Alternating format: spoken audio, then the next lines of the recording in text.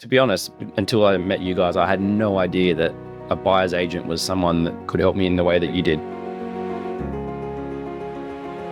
When you don't have that team and process around you, it turns into gut feel, family opinions and friends. And unfortunately, familiarity doesn't equal results. We wanted to make sure that what we already had was going to be working for us rather than sitting there obviously doing well, but wanted to make sure it maxed its potential. When you're earning a currency that's so strong, especially in the time we have right now where it is a lot stronger than before, people forget that you're not actually needing to save the whole property, you're needing to just save the deposit. Welcome to another episode of the Property Nerds podcast. I'm your host, Arjun Paliwal, and I'm tuning in here all the way from London. So we're recording here, talking to Aussie expats. There's clients of ours who were living in Australia, decided to move over to London, live, work, spend some time over here, but instead of investing here, took their hard-earned money, invested back home because either A, more comfortable, felt like they knew what was going to happen there or knew more about investing back home, had the team, friends, family, others that did it, or like some of the other clients we chat to, actually wanted to maybe go back one day, live there again, and know that they've got money working for them. So we're on a bit of a series, kicking off the tour with London, then we go over to Liverpool, then we go over to Dubai, and start to talk to multiple clients, Aussies who've moved abroad in search of a life where they can explore their career, explore different parts of the world, but still build wealth back home whilst they're spending that time living and working overseas. So this is the first of the chats here in London with one of our clients, Damiaan. Damiaan and Tanja actually looked at building a portfolio further beyond their first investment that they had in Australia, expanding it to the second and now beyond. And we unpacked that decision from a few years ago, how that's performed, what the nuances were from living in the UK and buying back home, and some of the things that have gone well, including, if you stay till the end, some of the biggest mistakes I actually see many expats make if they don't build a team around them and what they were going to do instead. But we actually cover off what we did, not only there, but the actual decision we made for Damiaan and how much that made him in terms of equity. So let's tune on into this episode where I chat with Damiaan about his journey with Tanja, investing back in Australia as expats living and working in London. Nerd alert! Property Nerds, the home for data-driven property investors, where we uncover Australia's hot and cold markets, latest headlines and trends. Well, Damiaan, mate, welcome to the Property Nerds show and all the way here in London. So, mate, good to see you. Great to be here. Yeah, great to see you as well. Long time. It's been a few years since we'd first picked up the place for you in South Australia now. Yep. So, but I want to go back, a bit older than that and go back in time to when you first decided to basically call UK home. Yep. And what was it that attracted you to go, you know what, I'm going to explore life outside of Australia, you and Tanja. Yep. And work, family, all these sorts of things, all being started abroad. What started that for you? Yeah, it's a good question, I guess. I've lived here before when I was 23. I lived in the Netherlands as well. So I've had a bit of time in the Northern Hemisphere. And Tanja and I got married and, just on the corporate sort of journey, career-wise, etc. Got some opportunity to come to London, and obviously being such a vibrant city, it was like, let's give this a go.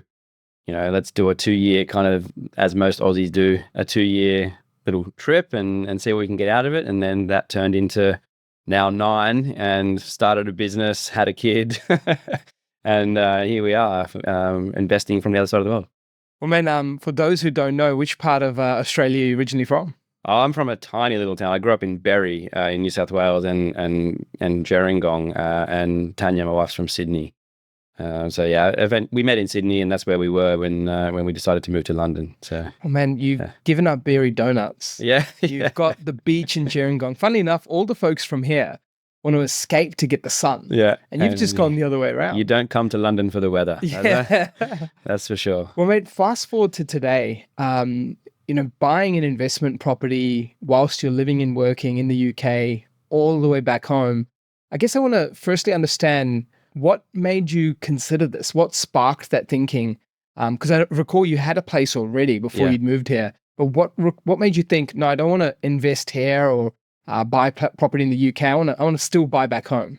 I think so. Obviously, as you mentioned, we had one investment property, again regional, not in Sydney. It was a regional property that did pretty well to begin with, and we always wanted to continue to build a portfolio. Didn't quite know how, so it was kind of just like, let's just park it. And obviously thinking we're overseas, it's too hard kind of thing. And then we saw, so Tanya's sister had and her partner had a portfolio that was building, and you kind of get a bit jealous thinking, what are we doing? We got some equity sitting there. We should be doing something. It should be working for us. Yeah. And so we really wanted to explore it. And obviously that's when we came across you guys. So yeah, we wanted to make sure that what we already had was going to be working for us rather than, as much as it could, I guess, rather than sitting there obviously doing well, but wanted to make sure it maxed its potential. Well, you have people in Australia who are trying to invest locally, as in the country whilst they live in the country. Many of them find it difficult or challenging. I imagine it'd be a whole bunch of challenges on top of that whilst you're living, working, earning overseas, different time zones, all that sort of stuff. What were some of the challenges for yourself when you're thinking of going through that journey of investing whilst you're living and working here with Tanya? I mean, just go back one step, and when we were looking at our investment in Australia, that was hard anyway. I was very lucky with the property we did get. My stepmom's a real estate agent at the time and helped me understand, some areas that might work and might be good. So I had a little bit of a leg up in that sense, but it was still definitely something that I had no idea about. And coming over here and being in a different time zone, a different country where you haven't got access to just pop to view a property in the weekend. Yeah, all the viewings we did and everything, buying my first property was in sort of an hour from our house, right? Like where we lived, and that's doable, even 2 hours. But when you then you come to London and you think, okay, well, I'm so far away anyway. Australia is a target for us. That means the whole country can then theoretically be a target because it doesn't really matter. Yeah. I'm not going to go pop over for a viewing. But then you think, oh, wow, that's just a humongous kind of undertaking to try and pick an area, deep dive into the research of what you want to potentially look at and get out of it, and then understand where to go from there. And then you've got to find the real estate agents to talk to and the people that can do a virtual tour or all that stuff. It's a pretty mind-boggling kind of thought, to be honest. And so Well, mate, you've had the experience of buying a property in an area you knew, close to where you were, family in the world of real estate. Yeah. Then you've gone the other side of not only doing something completely in another state, another city, but you're living overseas while doing it. Yeah. How have the two compared with each other in terms of you doing it on your own, seeing that comfortability, that factor of I know this area versus I don't know anything at all. Let's throw a dart because I'm not sure about what I'm doing here on the other side of the world. I'm going to give this a go. It was a bit of a leap, I guess, but we were lucky that we sort of saw some gains in the first property, so we thought we want to replicate that. How do we do that? And we saw other people in our close network getting gains from, someone like yourself, and actually it was your business helping them. So that's how we came across you guys, and we're like, we think we can do this. Obviously, it's going to be much easier having someone that knows the whole market countrywide, in certain areas, and tell us where we should direct our efforts. I think, just having that little bit of, I guess, understanding that it can work, but we're still a punt, right? And but I think we sort of made ourselves very comfortable that it was a much safer punt than trying to do it ourselves, for sure. Now, how did InvestorKit specifically make the process easier for you as an Aussie living in London at the time? I mean, it was amazing. So we had one point of contact. It was calls when we could all make them in time zones in the times that work based on the time zones. WhatsApp chats, emails, everything was just super efficient, and I don't think there was ever a moment during the process that we were unhappy with the level of comms we were getting. But on top of that, we had the right people doing the right tasks, and that was what you get, right? Like otherwise it's me or my wife trying to do, all the bits that we need to do in the limited time we have. We actually had a new baby at the time as well, or relatively young, and that was eating into our time. So yeah, it was a savior, I guess, to get people that were knowledgeable on the bits that they needed to be knowledgeable on to help us where we needed to help throughout the process, for sure. Was there anything in particular that made the journey like super clear for you to go, I do want to for sure continue investing in Australia? Because when you're living and earning here, there's the comfortability of doing kind of what you did again with Australia, but like you're in close distance to properties here in the UK. Yeah. Is there something here that makes you go, it's not the market for me at that time? Or I just definitely want to continue the investing route back home, because you're in a new country. You've spent 9 years now. You could almost call this home 2.0, right? Yeah. I mean, some people say 9 years is pretty much like you calling this the forever home. What made you think, no, I'm not going to invest over there and I'm going to actually go back home? Definitely the runs we already had on the board. Yeah. But I think intrinsic knowledge of how the system works just by growing up and being in it really helps. And you can live here for 20, 30 years and probably still be a little bit unsure about certain things in the system that everyone just takes for granted as common knowledge, right?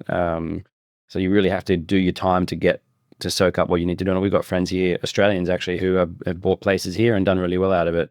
So it's not to say that it wouldn't be possible, but I know them and they go deep. So they've had to spend time to do that, and we just didn't have that. So I think it's what's the easiest path to us making our assets work for us. And at the time it was Australia, and I think it still would be, to be honest, because we've toyed with the idea of investing in the UK, but it's still an unknown for us, and we'd have to do a fair bit of understanding and make sure that we knew what we were doing. And I think given that we already have assets in Australia that are doing well, it would be so much easier to just go again there. Yeah, sure. Enjoying the show? At 4Acre Financial, we believe property is a game of finance, and we're here to help you win it. Whether you're still building a portfolio or looking to formulate your exit strategy, our tailored mortgage strategies are designed to simplify your journey and supercharge your confidence. Are you ready to take the next step? Visit 4acrefinancial.com.au and book a free strategy session with us today. Let's make property investing less stressful and a whole lot more rewarding. Knowing many other Aussies who also live and work here, there's a common thing that I hear often, which is, and something I've heard on this trip so far, by the way, it's just like how many people go, oh, I'm going to Paris this weekend. It's only a couple of hours away. I'm jumping on a plane to this part of Europe or that part of Europe. And it feels like whilst you might come into work, earn, explore a new country, the habits of getting that financial discipline right can be pretty difficult. How did you guys get past that phase? Because it seems like everyone's just hopping countries all the time here. We had a kid. No, yeah, we were like, a couple of trips a month for the first few years. And I guess you come here for that, right? That proximity to Europe and so many different cultures and things to see. Absolutely. And I think, that experience obviously helps you grow as a person as well, which obviously adds, to your own arsenal of what you can be. So I think there's value in it regardless, but obviously there's a time where you have to go, okay, what are we saving for? What are we working towards? And London is definitely a place of opportunity. And so I think that's also to be said, you can, the sky's the limit kind of thing. So, yeah. When it came to buying property back home though, was the second time around very different to the first in terms of the first was living in Australia, earning in Australia. What about the particulars? Let's get to the nitty gritties, like research, due diligence, finance, end-to-end exchange through to settlement, all these terms that we might be familiar with back home. Yeah. This is your second time around doing it from the other side of the world. What were some of the big differences for you this time around? Probably the finance was a big difference, and having people in the right team to understand that it is so different when you're earning in a different currency, and you might only be able to leverage certain amount of that salary because of the currency, etc. And so understanding all of that and your capacity to take on a loan, etc., I think is important. And we didn't realize that it was going to be so different to get finance or even refinance, right, if we want to. But also just getting access to the banks and people like that at the right time zones and everything. So that's really hard. The rest of it, to be perfectly honest, was a bit of a blur. It was all of the legals and everything like that just sort of happened with the team we had, and that made it really easy. And even the first time, I was lucky, obviously, in my own personal situation, that I had a good family contact that had industry people around her that helped us make things happen.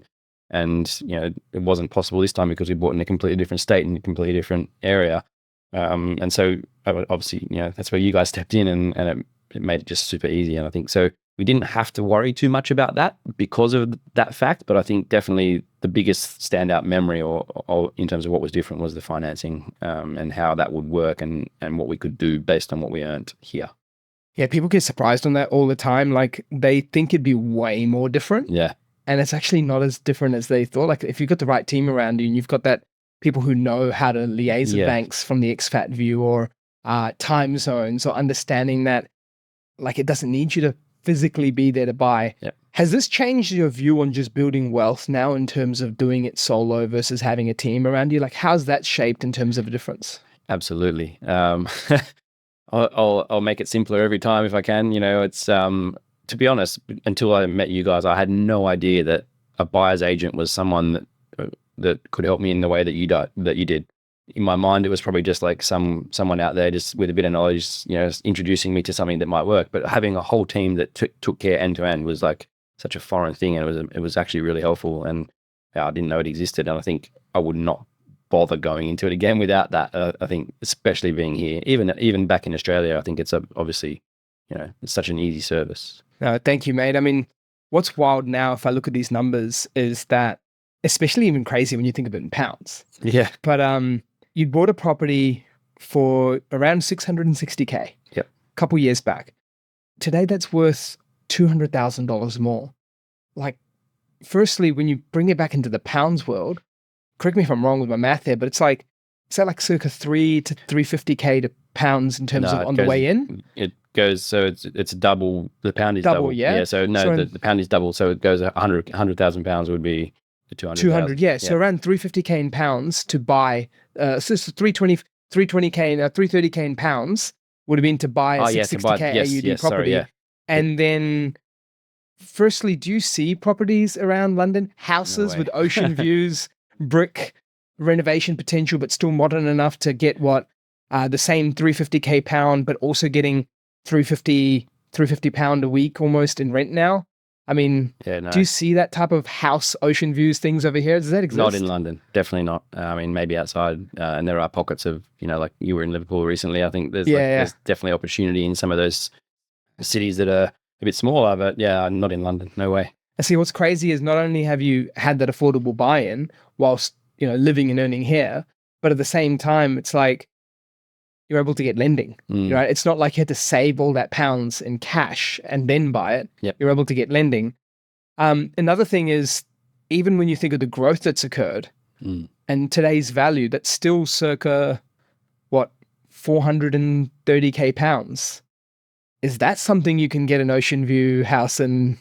Probably not, right? Maybe, I don't know. I haven't really looked, to be honest. Yeah, but I mean, it just blows my mind because, I mean, from when I'm walking around here, I was seeing £1 million, like 1.1 mil pound, and there were like 2-bedroom terraces. I mean, water views in London would be of the Thames, which wouldn't be amazing, but there's no way you're going to get something that is that cheap for sure. Yeah, I mean, it just blows my mind around like the potential many Aussies working here, living here have, is that when you're earning a currency that's so strong, especially in the time we have right now where it is a lot stronger than before, people forget that you're not actually needing to save the whole property.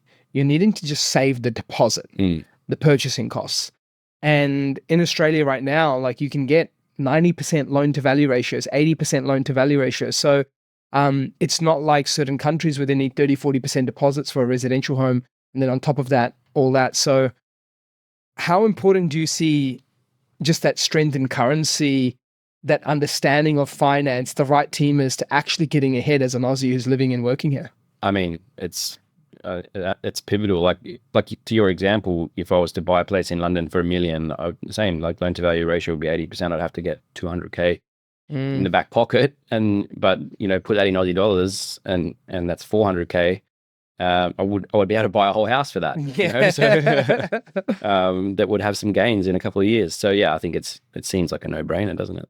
Well, mate, you're 2 properties in now in a portfolio, building equity really well back home in Australia. Yeah. What's next for you and Tanya in terms of your portfolio building goals whilst you're working here? Yeah, I mean, we had to have a little bit of a pause just for life that went on, and I started a business which was directing everything into that. So I think, once we sort of level out a little bit, there's definitely equity growth in our current property that you guys helped us with. And I think, like I said, it's a no-brainer to go again if we can get that growth and use that to leverage straight away and really not going to put us out that much. Well, I thought you were going to say you took a pause because too many croissants in Paris and stuff. Yeah. The 2-hour trip, you've been doing too many of those of late. Too many pints in London. So, mate, obviously we talked about the success that we've had with that investment. I want to try and maybe think of it from an alternate view, though. Imagine you're in another universe now and you're like, time goes back again. You're about to purchase a second property. but you didn't have our research, our due diligence process on this journey together, and you were going to go at it alone, what would that have been looking like? And how would you have gone about making the decisions that you need to make? First of all, I probably never, ever would have considered looking at Adelaide. It's like being from New South Wales and Sydney specifically, that area. I think it's kind of like we've moved here to London, and how unsure I am about doing that here. Like buying something here, it's the same thing. I would just not consider it as something that I would do because there's so much involved in understanding it to the level that I understand the market that I grew up in. And so I think it would have just been very blinkers on. Where can I buy? Is it Sydney? Is it out on the outskirts somewhere with ocean views, or on the coast where it's going to go off? Or that it would have just been based on my own personal knowledge. Maybe ask a few people, see what friends have done, and just on the back of that, get something that may or may not have worked. It definitely would have just been shake down the network and see what I can do. And obviously you can have your spreadsheets and you do your due diligence on all the research that you can online, etc., and go to the viewings. But it's never going to be a very robust kind of process. I think it's just more like what can you just pull together with the network that you have and what you know. Mate, I actually, interestingly enough, asked a few questions like that of other clients I've met over lunch and coffee, and so many of them were going to do something similar. And what that just shows you is that, like, when you don't have that team and process around you, it turns into gut feel, family opinions, and friends. And unfortunately, familiarity doesn't equal results. And I actually did an exercise with some of them where I said, all right, well, what would you have specifically done? And then because they're living in the UK and units are so common, like to go and buy a 1-bedder or a 2-bedder and, be close to town, but like try and get those apartments in, and because it's just so normal here to live like that. And we don't really do that. It's houses all the way, right? And so they were thinking and living like that here. So they thought, oh, well, therefore, I must do something similar back home because it's just surrounding them. And we said, all right, let's go to 2022 in your case, or 2023 in others. Man, they would have only had like between 5 to 15% of growth based on the different examples we went through if they'd made that decision. Because apartments have been pretty subdued in Australia. Like the apartment and house price gap's been massive because of the lack of growth. So I just thought of sharing that. It's like, it's so common to rely on familiarity, friends, families' opinions. And then when you don't have that research, it gets costly as a mistake. So, man, glad we didn't do that. That's the main thing. Exactly. It worked for us. 100%. Yeah. Well, man, look, it's an inspirational story just for you to be able to, give life a go on the other side of the world as an Aussie. And also be able to build wealth whilst you're raising your family, exploring different parts of career, starting a business. So many people, get stuck on just that excitement of that new way of living and working and forget that there's still wealth goals, financial future to look after. And you're sitting on such an opportunity here with those examples I shared of the numbers when you're living, working, earning here. It's a massive ability and an X factor to build wealth back home. So hats off to you for taking action, building a team around yourself, 2 properties in, now working towards a 3rd. It's pretty special to see, man. So thank you for sharing your story and just more about like what's possible as an expat when you're living in the other side of the world and how you can still make a difference to your financial future and not just blow it on croissants and the goodies in Paris. Absolutely. I mean, that's always the key, right? Like have something else working for you on the other side of the world where it would have just been stagnant sitting there, or not stagnant, but not its full potential. So yeah, grateful for having you guys as part of our team and looking forward to another one. So, awesome. Yeah. Cheers, mate. Cheers. Thank you so much for tuning into this podcast. To hear more like this and to help us spread the word, don't forget to leave us a rating and follow along for our next episode. The information featured in this podcast is general in nature and does not take into consideration your financial situation or individual needs and should not be relied upon. Before making any investment, insurance, tax, property or financial planning decision, you should consult a licensed professional who can advise whether your decision is appropriate for you. Guests appearing on this podcast may have a commercial relationship with the companies mentioned. Game over.